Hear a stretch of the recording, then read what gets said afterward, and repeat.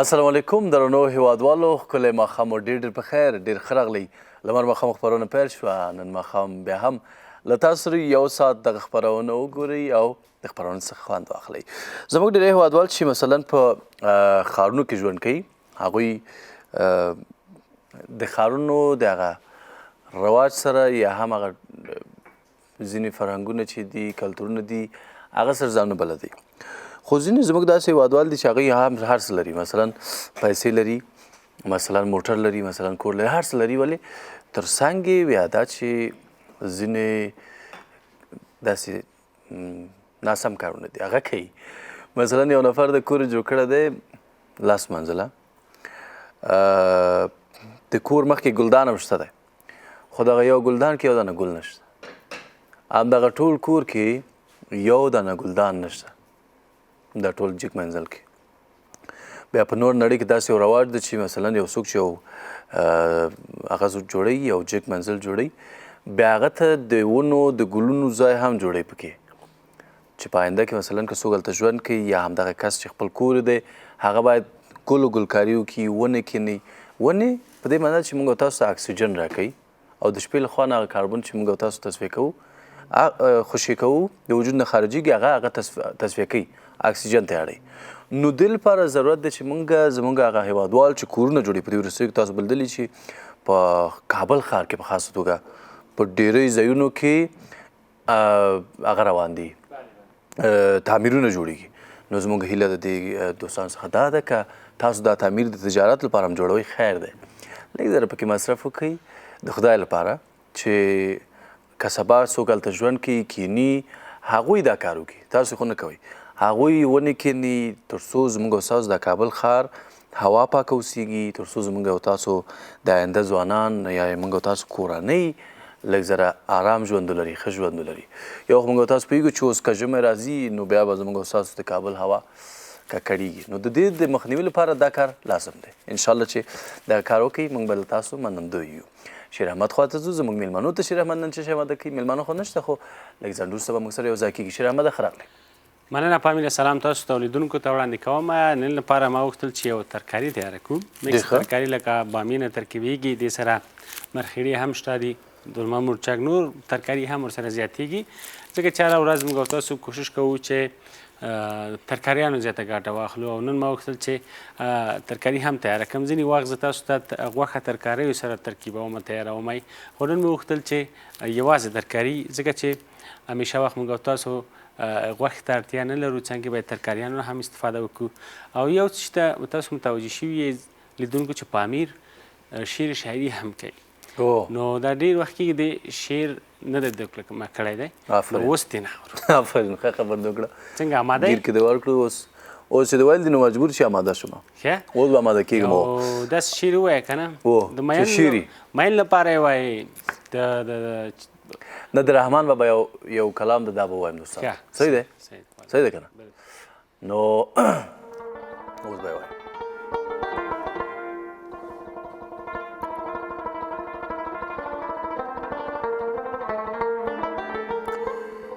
هسې ډوب یم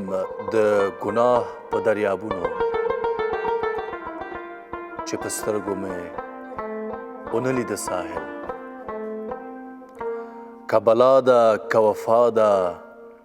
که جفا ده دا همه واړه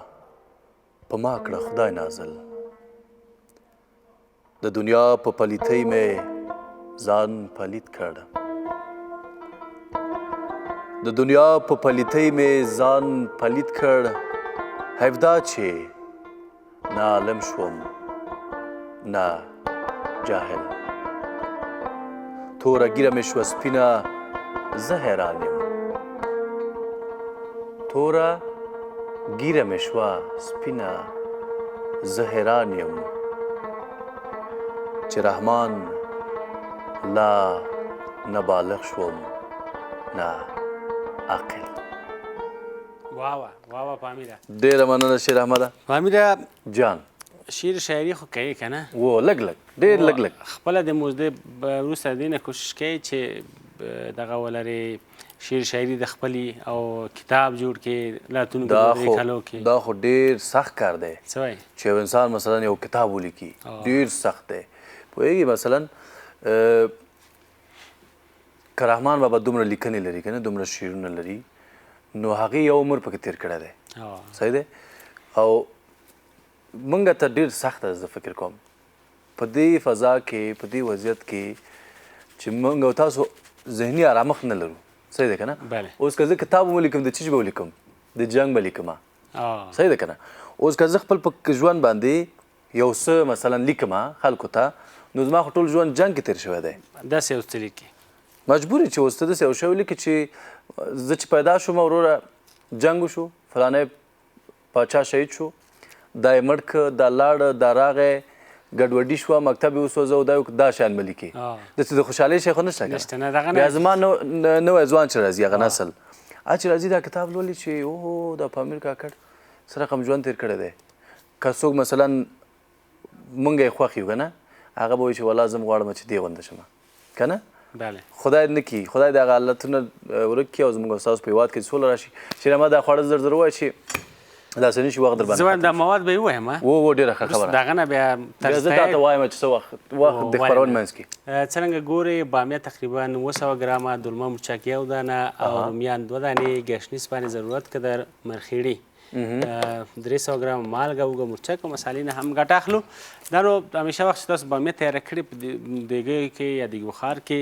دا په کړایي کې تیارېږي وروسته دا مې بیا تاسو ته که وخت راکړي د میلمنو څخه یو لږ زره وخت واخلو بیا تاسو ته ووایي ځکه چې نن خو ما تقاضا د دې وکړه چې موږ لپاره په امیر جان یو شعر هماغه شعر کې ټول شیان خراب کړو اشپزي پاتې شو دوستانو دمه وګورئ بېرته ژر راګرځو خپرونه زموږ روانه ده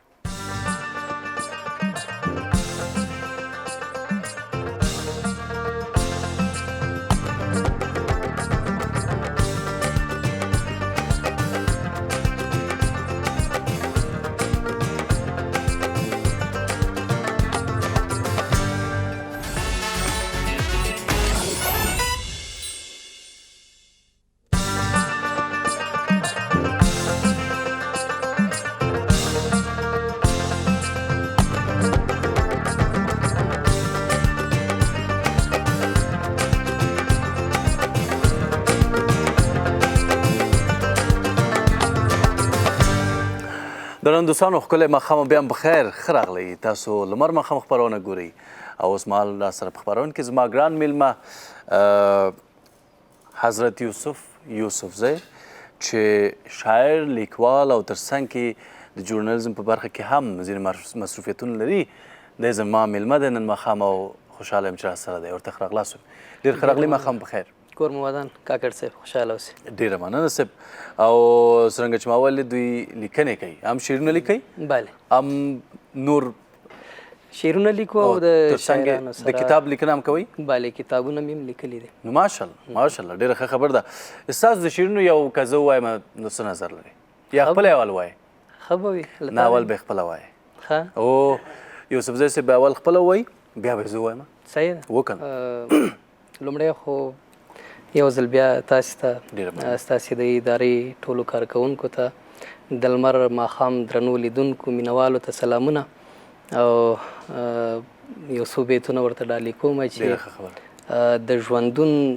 په لاره ستړی شي ستومان شي د ژوندون په لاره ستړی شي ستومان شي کله کله سړی پاتې شي حیران شي هلته نه وه مینه دلته مې پیدا کړه هلته نه وه مینه دلته مې پیدا کړه محلونه دي جونګړو نه قربان شي او که زما په دعاګانو باندې کیږي که زما په دعاګانو باندې کیږي پښتانه دي لکه ستوري د اسمان شي دا جرګه دي خدای په دې باندې کړي خلاصه دا جرګه دې خدای په دې باندې کړي خلاصه چې هغه لیونۍ ما باندې تاوان شي ته بیا خاورې په سر باد کړه یوسفزیه ته بیا خاورې په سر باد کړه یوسفزیه که خفه درنه دا څو تنه یاران شي واو واو مننه. واو کور مو ودان. ډېر ښکلی ډېر ښکلی سوله روان ده او خدای پاک دې وکړي چې دغه شعر یو ښه مثال شوی او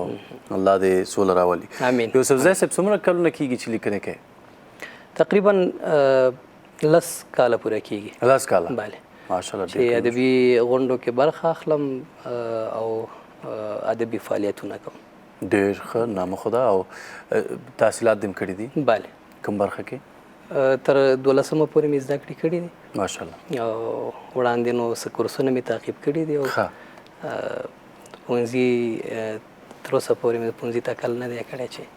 کوم د خپلې خوښې پوهنځی ولولم، خو همدغه ادبیات به مې انتخاب وي او د ژوند ځینې کشالي دي چې هغه واري شي انشاءالله په ارامه دماغ به بیا زده کړې ښې کېږي که نه، هغه هم بیا لوړې زده کړې. هغې ته امنیت لرو انشاءالله په راتلونکي کې به د ادبیاتو په برخه کې که خدای کولو د الله رضا و نو خپلې زده کړې زده کړو ته ادامه ورکړو. د کتابونو په هکله مو خبرې وکړلې، کتابونه مو په کوم برخه کې کتابونه لیکلي دي؟ کتاب هم د شعر په برخه کې 2 شعري ټولګې لرم. یو د ماښام په نوم باندې لومړنۍ شعري ټولګه مې چاپ شوې ده نن نه 6 کاله مخکې، او 2 کاله مخکې مې بله شعري ټولګه د بېخوبۍ په نوم باندې چاپ شوې. بېخوبۍ؟ بله. ډېر ښه. او د بېخوبۍ یو شعر موږ ته ووایه. بېخوبۍ شعر درته ویم. صحیح ده. ډېر که کیدی شي او د لوی خدای په رضا شي، که کیدی شي او د لوی خدای په رضا شي، هغه 2 ملالې سترګې دې زما شي. چا ویل چې هغه دنګه به هم ستا شي، چا ویل چې هغه دنګه به هم ستا شي، ما وې کله به نو دا دروغ رښتیا شي. پاچاهي دې شي د ښکلو ښکلو خلکو، پاچاهي دې شي د ښکلو ښکلو خلکو، که زموږ د ملنګانو په دعا شي. واه واه. او د غونچو د ورکولو کس مې بیا موند، د غونچو د ورکولو کس مې بیا موند، پسرلی دی دا ځل زر تر زره راشي. واه واه. او د هر چا نظر په خپل ځای خو زه وایم، د هر چا نظر په خپل ځای خو زه وایم، سرخوږی د راز ویلو نه پیدا شي. یوسفزی ټوله ورځ ما نه مرور وي، یوسفزی ټوله ورځ ما نه مرور وي، خو چې شپه نیمې ته ورسي په خلا شي. واه واه واه واه واه واه. ډېر ښکلی ډېر ښکلی. شعرونه ویل او د ترنم کې مو وایي؟ ترنم به مې مخکې کله کله کولو شیر احمد ورو. اوس به هم در باندې وکړو. اوس به صحیح ده نو چې ستاسې غوښتنې ادمان در باندې کوو. ادمان بله دمه کې او ادمان ور باندې ترنم هم کوو. او دا راته ووایه چې شعر څنګه ښکلی کېږي؟ شعر کې څه شي اضافه شي چې ښکلی شي؟ شعر خو په مفاهیمو باندې د شعر د ښکلا په برخه کې دا یو ډېر مهم بحث هم دی. بله. ممکن لکه څنګه چې د دې مسلک لارویان په دې اړه غږېدی شي او تخنیکي غږېدی شي، هغسې به زه نه یم، خو زما مطالعه دا ښیي چې شعر په ښه شعر یا هغه شعر چې ښکلا پکې وي، هغه نو دا ښکلا یې چې دا په څو قسمه ده، هم د مفهوم مسله ده، هم د الفاظو د ګرامر مسله ده، د ژبې مسله ده، خو عالي مفاهیم هغه څه چې د خلکو په زړونو کې ځای پیدا کړي، د هغوی ذوقونه وتخنوي، نو هغه څه چې د دوی احساسات راوپاروي او یو څو شیبې یو څوک له ځانه سره وساتي، یوه نوې خبره پکې د شاعر خپله تجربه وي، نو دغه هر څه چې یو ځای شي شعر ښکلی کړي او په خلکو په لوستونکو او اوریدونکو باندې. خو همدا به کیدای شي چې مضمون موضوع هم ډېره مهمه ده که نه؟ مفهوم دا خو مې په سر کې ویلي که نه، چې کومه موضوع موږ انتخابوو. بله بله. او تجربې دې یاد که ادمان ته کوم تجربه لرې؟ تجربې خو شعري تجربې خوږه د ژوند تېره شوې د ژوند خبره مینه به یا به کوم بله خبره وي؟ حتما دا خبره ډېره کېږي، ویار شاعر چې دی مین وي، مګر هر مین شاعر کېدی نه شي. بیا په مثال کې د مجنون نوم اخلي که نه، که هغه مین شاعر کېدی نو مجنون به اوس شاعر و. نو زه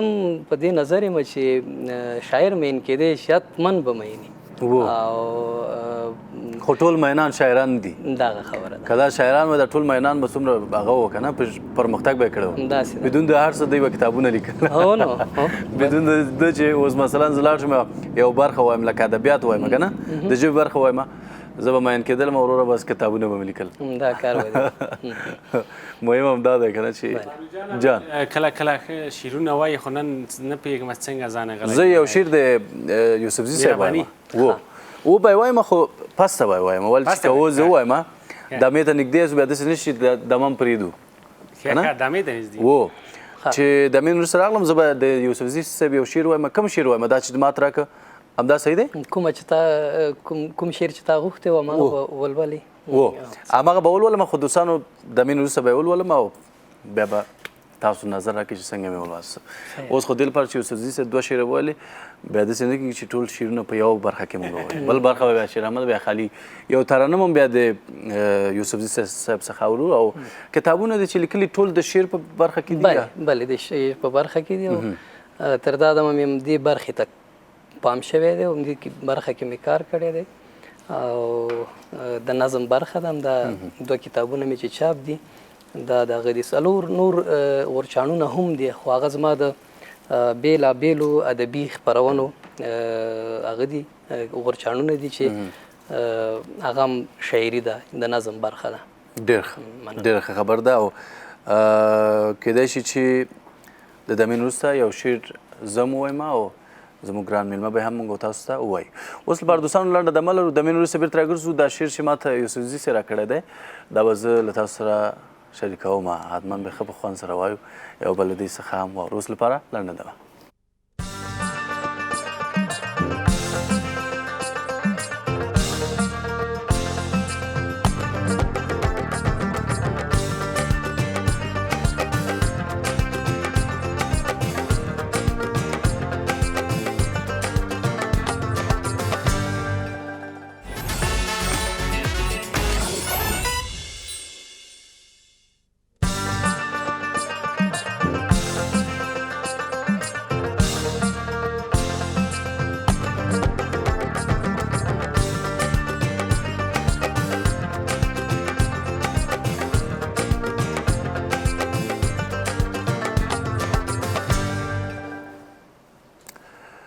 وایي په خپله خاوره کې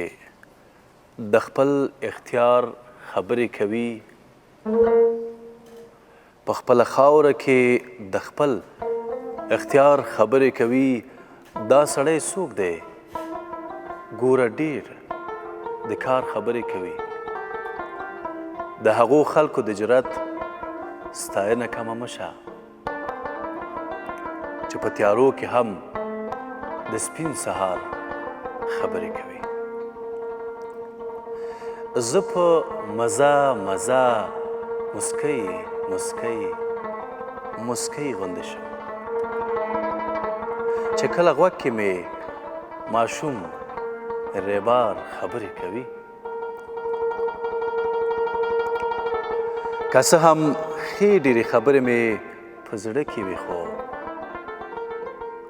زه غلی کښېنمه چې کله یار خبرې کوي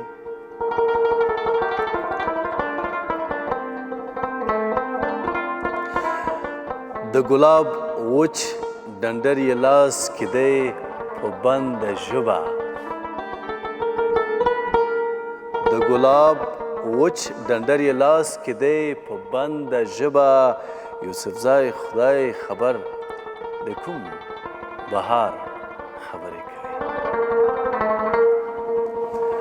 واوا ځان ته واوا ډېره مننه صاحب مهرباني ډېر ښکلی شعر یا ما په مزه وویلې او ستا غږ هم ښه و ماشاءالله دروند دا غږ شعر لري ډېر ښکلی و شعر چې ښکلی نه وي که نه مثلا یو څوک چې وایي هغه په مزه نه شي ویلی داسې نو دا شعر ډېر ښکلی و ترنم کې تا ویل چې ځینې ځینې وخت شعرونه وایي ما همداسې اورېدلي نه پوهېږم شیر احمد مخکې یاده کړه فکر کوم زه لږ زر یاد فراموشي لرم زر مې هېر شي ترنم خو زما خوښیږي ډېر ملګري مې چې دي د ښو غږونو هغه دي څښتنان دي ډېر ښه نو کله چې موږ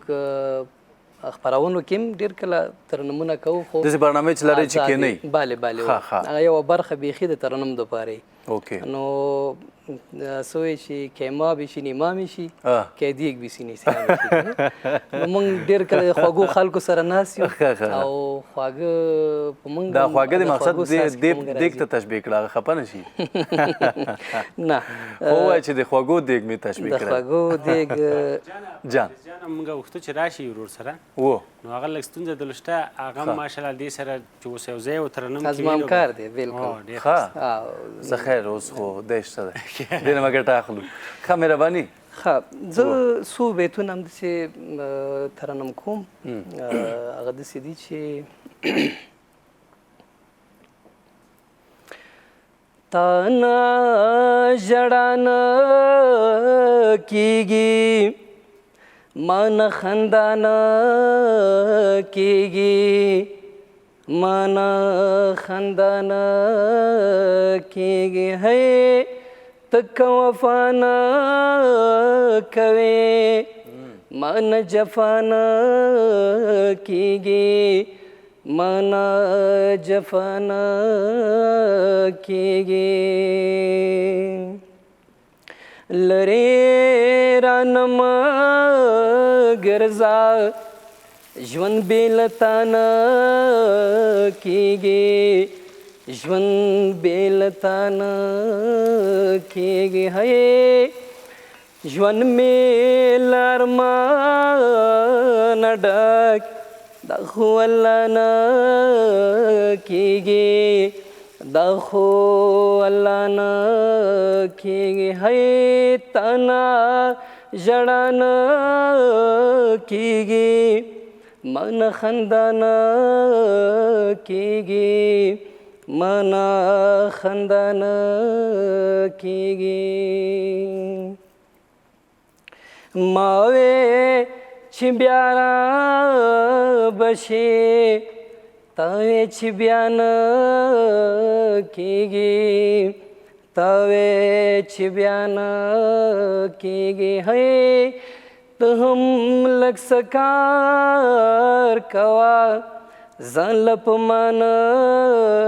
کېږي ځان له په ما نه کېږي تا نه ژړا نه کېږي ما نه خندا نه کېږي ما نه خندا نه کېږي تان تاسې نه قربان دا کمپوز خپلو بس خپل به یې ووایو نو ډېر ښه ما اورېدلي چې تاسو په راډیو کې هم کار کوئ ژورنالیزم برخه کې هم مصروف یاستئ کوم برخه کې مصروف یاستئ تاسو دا د ادبیاتو برخه ده میلمانه راغواړو شاعران ملګري او خپرونه ورباندې کوم بنډار خپرونه لرئ همدا بنډار خپرونه او څو ملګري سره ټولیږو او یو ساعته غوندې خپرونه کوو او دې کې یوازې شاعران غواړئ بله شاعران معاشرمند نه غواړئ ولې نه موږ هم غواړئ موږ به همالته تاسو ته مثلا دی به اشپزي کوي ستا خو ماشاءالله ډېره ښه حنجره ده په تا به شعرونه دیکلمه کوو او زه به تاسو ته دیکلمې کوم او ورور به هم دا به اشپزي زما کوي د پامیر هغه دغه پوره کومه دغه هیله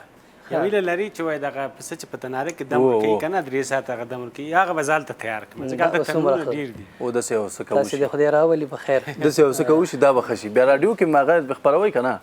هماغه ځای چې دی اشپزي کوي نه دا به ده به یاده وکړو زما به یادونه کوئ مونږ تلویزیون هم لرو که نه دا به تلویزیون برخه کې د سیره به وښیو ښه د تلویزیون برخه هم شته ده بلې بلې نو ډېره ښه خبره ده بیا شیرامه د تلویزیون برخه ته لیږي صحیح ده ډېره مننه کوم ګران یوسفزی صاحب له دې چې راغلې خپرونې ته له تاسې مننه کور مو ودان چې خپرونه کې مو وخت راکړه ډېره مننه او زه لږ ستړی وم جلال آباد سفر تر کابله زه ډېر کله سفر ډېر نه کوم نو د ګاډي هغه دغه تاثر یا تاثیر را باندې ګنګس غونته دغه لاره چې موږ ده لږ سړی خسته کوي که نه دواړه خوا غرونه دي او هغه د موټر غږ سړک هم دغسې ګنګسي او سړک بس 10-15 ځانه چاړیان لري ته داسې ده کاکړ صاحب بیا هم له تاسې مننه کور مو ودان خوشحاله اوسئ خدای مو ښه لره د لمر ماښام له درنو لیدونکو مننه چې تر دا دمه موږ ته غوږ او زموږ خبرې اورېدلې ډېره مننه تاسو نه هم او همدارنګه له دې چې زموږ دوستان ډېری دوستان په ننګرهار کې شاعران زموږ ډېری شاعران دي چې هغوی هم ویلي وو چې مونږ خپرونې ته راځو نو ټول زموږ په یاد دي مونږ سره شته دي یا ستاسو لست شته دی مونږ کوشش کوو چې تاسو حتما وغواړو او غواړو چې یو داسې یو بنډار هم جوړ کړو د شاعرانو مکمل شعرنامه ده چې ټول شاعران مثلا 10-15 کسه داسې خپل منځ کې شعرونه ووایي شعرجنګي وکړي که نه دا ټول زموږ او ستاسو هغه یو د کلتور یو برخه ده بالکل نو هغه لپاره موږ کوشش کوو چې داسې خپرونې ولرو خو بیا هم له تاسو نه مننه کوم کور مو ده درنو دوستانو موږ د دمې خواته ځو دمې نه وروسته بیرته راګرځو ما سره په خپرونه کې زما بل ګران میلمه چې تاسو له سیرې سره آشنا یاستئ هغه به هم ما سره په خپرونه کې اوسېږي د هغه په ژوند باندې خبرې کوو د هغه په کارونو باندې خبرې کوو په دولتي چارو کې همداسې نور برخو کې فعالیتونه ډېر نو خپرونې لیدونکي اوسېږي او ټلویزیون مه اړوئ چې دا برخه هم مهمه ده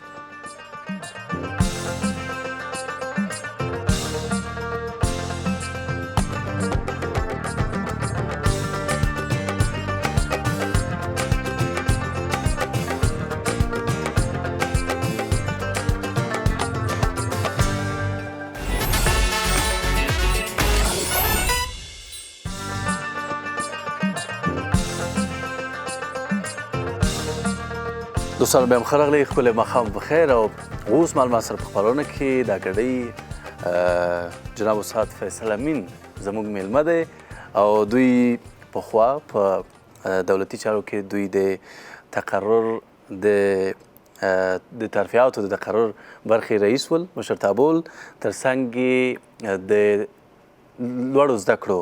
ویاند ول همدارنګه اوس مهال د کابل پوهنتون د مرستیال په توګه او د پوهنتون د استاد په توګه اوس دنده ترسره کوي نن ماښام زما میلمه دی ورته ښه راغلاست وایم ډېر ښه راغلی استاد ماښام په خیر ډېره مننه زه تاسو ته او تاسو درنو لیدونکو ته سلام وړاندې کوم ډېره مننه صاحب ډېر ښه راغلی خوشحاله شو ستاسو په لیدو او د استاد له سیرې سره ډېر دوستان اشنا دي بیا ځوانان بیخي اشنایي ډېر لري دې لپاره چې ځوانان چې مکتب نه فارغ شي بس پوهنتون ته بالکل او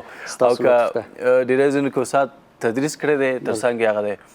که تدریس کې تاسو نه لیدلی بیا د تحصیلاتو په برخه کې مو خو حتما لیدلی ټلویزیونونو کې به مو ډېر لیدلی د استاد په ژوند باندې خبرې کوو د استاد په کارونو باندې خبرې کوو چې په دې ورسوي کې او دا نوی کار دندې مبارکي هم تاسو وایو ډېره مننه دا هم ډېر لوی مسؤلیت دی چې تاسو ته درکړل شوی دی بالکل او خوشحاله کېږو چې ځوانان داسې لوی لوی مسؤلیتونه قبلوي والا سخت ده خو بیا هم چې اراده اوسي او نیت اوسي ښه مدیریت اوسي بیا کېږي انشاءالله او دعا سره بدون شک جناب استاد تحصیلات مو چیرته ترسره کړل زه کابل پوهنتون کې تقریبا شاوخوا 19 کال مخکې د کادر په صفت ټولنیزو پوهنځي کې جذب شوم او په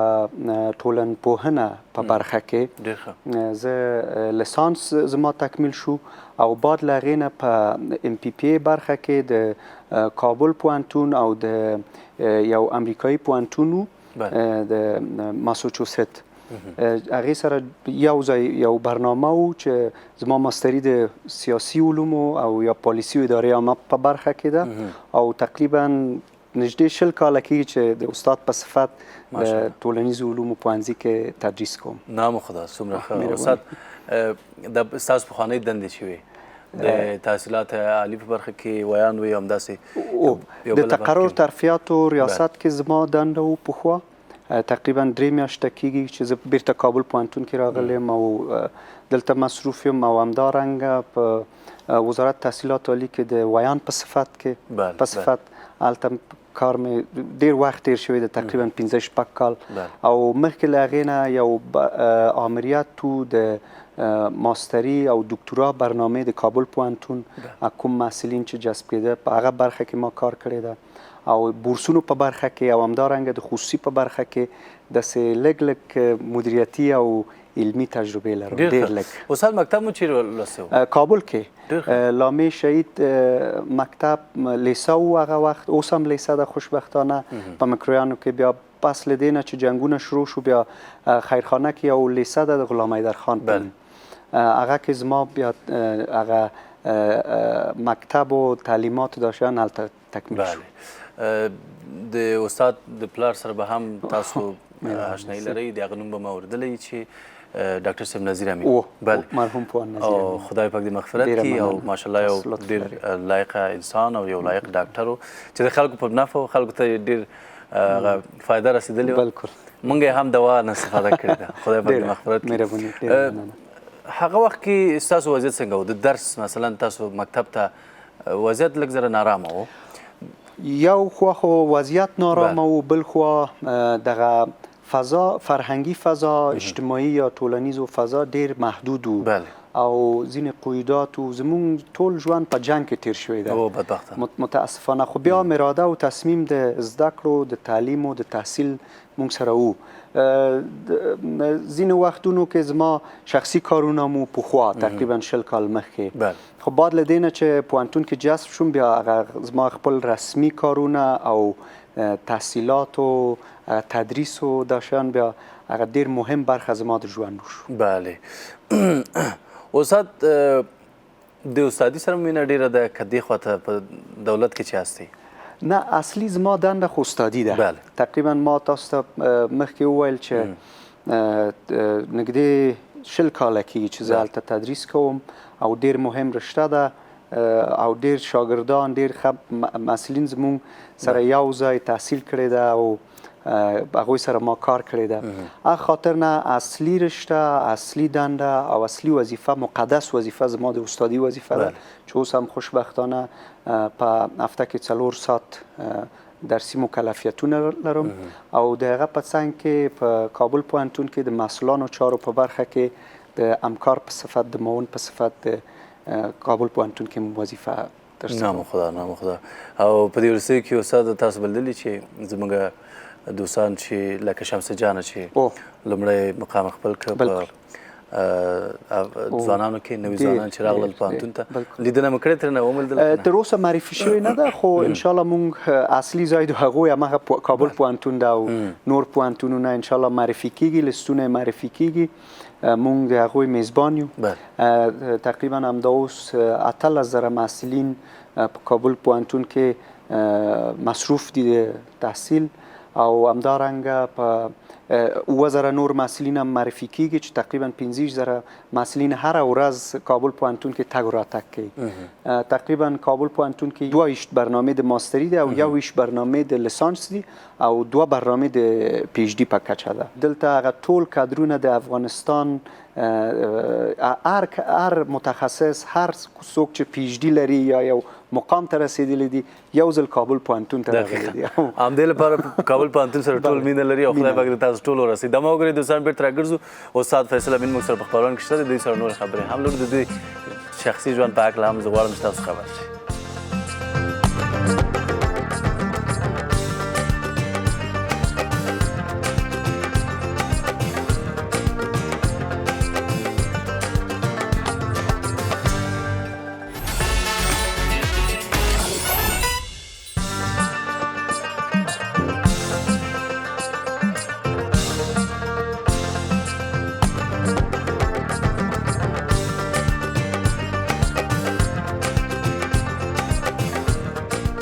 دوستانو بیا هم ښه راغلی ماښام مو پخیر او جناب استاد مخکې تاسو یادونه وکړه چې تاسو د بورسونو په برخه کې هم مصروفه وئ پخوا داسې کوم بورس مو ځان ته انتخاب نه کړي چې لاړ شئ نه والا څوک چې د اداري مسئولیت لري باید ډیر په صداقت سره کار وکړي یا خاطر نه هغه وخت زه مصروف وم په تدریس کې ډیر بوخت وم او دغه علمي رتبه هم په کابل پوهنتون کې نیول ډیر سخت کار ده ډیر د پوهیالۍ نه شروع کیږي تر پوهاندي پورې ډیر یو سخت او نفسگیر کار ده هغه کې لږ مصروف وم بورسونه ډیر هغه برخه کې چې ما کار کول د لیسانس په کچه وو د لیسانس مقطع وو خو بیا هم ډیر ځوانان لاړل هغه وخت هندوستان هیواد ته دغه زمونږ او تاسو د ګاونډي هیوادونه ایران قزاقستان تاجکستان ډیر خلک لاړل ډیر ځوانان لاړل ډیری خلک اوس ځوانان اوس خپل پی ایچ ډي تکمیل کړی ده یعنی دا خوشبختی ده زمونږ چې هماغه وخت مونږ انګیزه ورکول زما یوازینی انګیزه و هغه کوم فکر چې زه خپل محصلینو ته ورکوم چې دا دی چې ټول محصلین باید د لیسانس په کچه باندې اکتفا ونه کړي بسیا ونه کړي باید خپل تکمیلی تحصیلات د ماستري او د دکترا په کچه باید تکمیل وکړي. دا ډېره نیکه خبر ده او دا خو تاسو نیک کار کړی دی چې دا هدایت مو کړی دی شاګردانو ته. او بله خبر دا ده استاد چې اوس دا د کانکور ازموینه وشوه زموږ ډېری دوستان تاسو ویل 2000 کسه نور راځي تقریبا شاوخوا. نو د پوهنتون دغه پذیرش کم نه دی ظرفیت کم نه دی؟ کابل پوهنتون 15000 محصل همدا اوس چې تقریبا 18000 اوس محصلین لري چې زموږ څلورم صنف نشته اوس ځکه چې کریډټ سیستم تطبیق وشو 3 کال مخکې خاطر نه یو صنف نه لرو موږ یعنی په د هیواد په کچه اولین پوهنتون ده چې دومره محصل لري او تقریبا 9000 نور محصلین هم چې راځي 15000 محصلین ډیر زیات دي شبانه په برخه کې یا شپې په برخه کې او همدارنګه د ماستري او دکترا محصلین هم راځي. کابل پوهنتون ډیر یو زه تقریبا بیا تکرار کوم چې ډیر کال وشو چې زه هلته تدریس کوم خو اداري مسئولیت دوم ځل ده چې زه اخلم او کابل پوهنتون کې کار کوم. اوس چې زه ګورم کابل پوهنتون کې ډیر تغییرات راغلي ده مثبت تغییرات. زه مثال وایم یوازې تقریبا 1500 جریب زمین ځمکه لري کابل پوهنتون ډیر تعمیرونه لري ډیر برانچونه لري په داخل تعمیرونه نوی جوړ شوي دي مونږ یو خواله همدا ده چې یو تعمیر د چینایي په برخه چینایان جوړ کړی ده چې تدریسي تعمیر ده په هغه کې مثلا په یو وخت کې په ادیتوریم کې تقریبا شاوخوا 1.5 کسان پکې ځایږي ډیر زیات ده یعنی د منطقه په کچه کې داسې یو تعمیر جوړ شوی نه ده هغه انشاءالله تکمیل کیږي یو څو میاشتو وروسته تکمیل شوی ده خو هغه ځینې تزییني کارونه پاتې ده چې تکمیل کیږي او همدارنګه زموږ ماستري برخه کې ډیر ښه تغییرات راغلی ده. زر استاد تقریبا شاوخوا 900 استاد تدریس کوي په کابل پوهنتون کې او یو خواله نور هم شته چې اوس زموږ ډیری استاد د ماستري په کچه کې ده یعنی موږ ډیر کم لیسانس استادونه لرو ټول استادان زموږ ماستر یا پی ایچ ډي ده او اوس هغه سیالیو کې کابل پوهنتون کم راغلی نه ده خپل ځان تثبیت کړی ده په اکریدیټیشن او په دغه اعتباردهی برخه کې خپل ښه جایګاه لري د ملي په سطحه او دغه کارونه دي دا خو بهترین کارونه دي او زه هیله مند یم چې دغه ځوانان چې اوس نوي درنه کېږي پوهنتون ته دوی هم د دې نه برخمن شي او زه هیله مند یم چې بورسي خو شته دي که نه بورس دغه کرونا وایروس چې راغله لږ مشکلات پیښ شوي ده خو بیرته انشاءالله شروع کیږي بس خدای دې تاسو ته نصیب کړي څوک چې نوی ځای پوهنتون ته او تاسو بورسي برابر شي. شیر احمد پوښتنه درلوده مهرباني شیر احمد. مننه استاده زما پوښتنه دا وه ځکه چې زموږ استاسو نامخدا ډېر خلک دي چې نمرات اخلي اما بیا ګنجایش نه لري پوهنتون نو داسې کیدای شي چې راتلونکو کې په کابل ښار کې ځمکې دولتي ډېرې دي کابل په سطحه باندې لکه د کابل پوهنتون همدغسې یو لوی ځای بل انتخاب شي ځکه چې نفوس خو ورځ تر بلې زیاتېږي دا پوهنتون خدای څو کاله مخکې جوړ شوی هغه بیخي 90 کاله نږدې 90 کاله مخکې که نه دا یو سل کاله نه دې وخته پورې څومره نفوس زیات شوی خو ډېر تغییرات هم پکې راغلي ډېر مهم سوال ده اوس مونږ هغه کمیت ما تاسو ته وویل چې تقریبا 15000 کسان هغه کوم کسان دي چې د سږ کال کابل پوهنتون کې تحصیل لپاره بوخت وي او کمیت یو مهم مسله ده خو ډېر نوې تعمیرونه په کابل پوهنتون کې نوې ایجاد شوې ده اعمار شوې ده هغه پخواني پوهنتون نه ده چې یو تعمیر مثلا د حقوقو یو د زراعتو یو د اقتصادو مثلا د ټولنیزو علومو د هنرونو تعمیر د کمپیوټر ساینس تعمیر نوې جوړ شوی ده نور همدغه تعمیر چې ما یاد وکړه یادوري وکړه د تدریسي تعمیر د چینایي بل د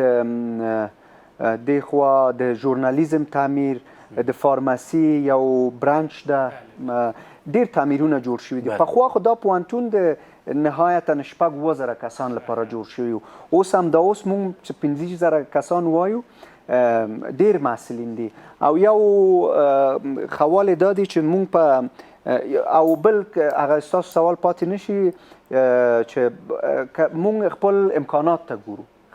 ګورو چې که خدای وکړي چې برانچونه لږ توسعه وکړي، توسعه پیدا وکړي او زیات شي، بیا نور ځایونو کې کابل پوهنتون کولی شي چې خپل دوم یا بل برانچ هلته ایجاد وکړي. ځینې زموږ ځوانانو دا هیله وه چې کله استاد راغی ترې پوښتنه وکړئ، وایي دغه د شپې د خوا نه زموږ فیسونه زیات شوي دي. هغه د وزارت کار دی او مقرر دی، یعنی وزارت سنجش کوي، وزارت یو ارزیابي لري که دغه فیس شامل د هغه حساب د دولت ونشي، بیا دغه برنامه قطع کیږي. هر خاطر نه دا برنامه د استمرار لپاره باید همدغه فیس معین شوی ده او مشخص شوی ده، خاطر نه باید دا فیس حتمی دی. استاد ستاسو ښکلي ماشومان هم شته بله صحیح. داسې هغوی تاسو ته وایي که نه چې اوس نه خو داسې ده چې ماشومان ټول وایي چې زه غواړم استاد شم، او تاسو هم تعقیبوي چې پلار مې استاد دی، ځینې وخت تاسو کیدای شي چې صنف ته هم تاسو سره تللي اوسېږي. نو څه وایي چې موږ غواړو استادان شو یا غواړي چې بابا غوندې ډاکټران شي؟ هغه کمال جان چې دی، کمال فلاح غواړي چې ډاکټر وشي ماشاءالله، او د طب ډاکټر او نظامي او همغه لاره تعقیبوي. او یوسف جان داسې فوتبال سره ډېر مینه لري، او زه چې ورنه پوښتنې کوم چې ډاکټر کېږي، انجینر کېږي، کوم رشته د خوښ ده، هغه بیا وایي چې زه فوتبال کوم. فوتبال سره مینه لري، یعنی تر اوسه په هغه ادراکي مرحلې ډېر اوچت شوی نه ده چې دا خو نو هر 15 کال بعد تغییر کوي. او زما لور چې ده اورزلا جان، هغه بیا وایي چې زه قاضي کېږم، حقوق وایم. ماشاءالله، خدای وکړي چې بس خدای دې ورسوي او رسیږي انشاءالله. تربیت مهم ده ډېر. دقیقاً. تر کومه اندازه چې موږ ګورو د کورنۍ هغه تربیه او د کورنۍ لارښوونه هغه په هره برخه کې سړي سره مرسته کوي، ډېر مهم دي. نو ستاسو پلارجان څه غوښتل، ډاکټر صاحب غوښتل چې تاسو استاد شئ یا تاسو یې ویلي وو چې زویه ته به انجینر یا ډاکټر یا بل برخه؟ زما مینه په ډاکټري سره وو هماغه وخت. بیا زما خدای وبخښي پوهان صاحب زما پلار همیش ما ته به ویل چې دغه کوم رشته چې ما ویل د فلسفه او جامعه شناسی چې ډېر مهم رشته ده، د هغې سره ډېر مینه درلود. زه چې دغه رشته کې کامیاب شوم، بیا ما ته وویل او زما مینه د حقوق سره مو، د حقوق پوهنځي سره علاقه او شوق. او بیا چې زه چې کامیاب شم په ټولنیز علوم پوهنځي کې، بیا وویل چې دا رشته ووایه ته استاد کېږي. او فضل د خدای همغه د امید چې درلود، کوم فکر چې درلود، همغه متحقق شو او خوشبختانه همغه آرزوی و ډېر شکر مهرباني. ډېر ښه. جناب استاد اشپزي کې څنګه یاست؟ آشپزی کې زه تکړه یم. کور کې اشپزي کوئ؟ ورندار نو اسوده لږ زه ډېر تکړه یم. ډېر ښه. څه شی پخوئ استاده کور کې؟ والا دغه دو پیازه سره ډېر ښه خواږه دو پیازه زه پخوم، او بل خوندوره بالکل، او بل چرګه کړایي. لیړو دې خوښ دی استاد که نه؟ والا او ډېر. والا ما نن دا پخ کړی. زما خو خوښ نه دی، خو شیر احمد چې کله استاد پخوي بیا لږ زره خوښ شي. ودرېږه چې شیر احمد موږ او تاسو یې اشپزي کړې استاد، نوش جانه کې وګورو چې څنګه دی خوند دی. ډېر مزهدار دی، معلوم کېږي. راځه شیر احمده، زما استاد ما تر اوسه پورې ژوند کې لیړون دي خوړلي، نو نن به یې وګورو چې شیر احمد څنګه ماړه کړي. ډېر مزهدار دی، ښه دي ډېر. یو سره ما وکتل چې استاد لږ زره مرخیړي واچو خوند یې ورته. ډېر ترکیبي هم ده که نه؟ بله واه ډېر خوندور، ډېر مزدار جوړ کړی. ډېره مننه. ډېره مننه کوم له جناب استاد څخه له دې دومره مصروفیتونو کې راغی زموږ خپرونې ته او تاسو سره مخامخ شو. استاد ډېر ښه راغلی. ډېره مننه. زه تاسو نه مننه کوم او همدارنګه ستاسو د لیدونکو نه او د استاد نه. زه همیش په خدمت کې یم. کابل پوهنتون کې هر څه کار خدمت تاسو د ژوندي زموږ د دوستانو د ټولو ځوانانو زه انشاءالله په خدمت کې یم. ډېره مننه. بریالي اوسئ. درنو دوستانو، دا وه زموږ نننۍ ماښامنۍ خپرونه چې له جناب استاد فیصل امین سره مو مرکه درلودله، او هیله مند یم چې تاسو ټول دغه خپرونه مو لیدلي اوسیږي او په ټولو چارو کې بریالي اوسئ. تر بیا الله مل شه. ښه شپه، د خدای په امان.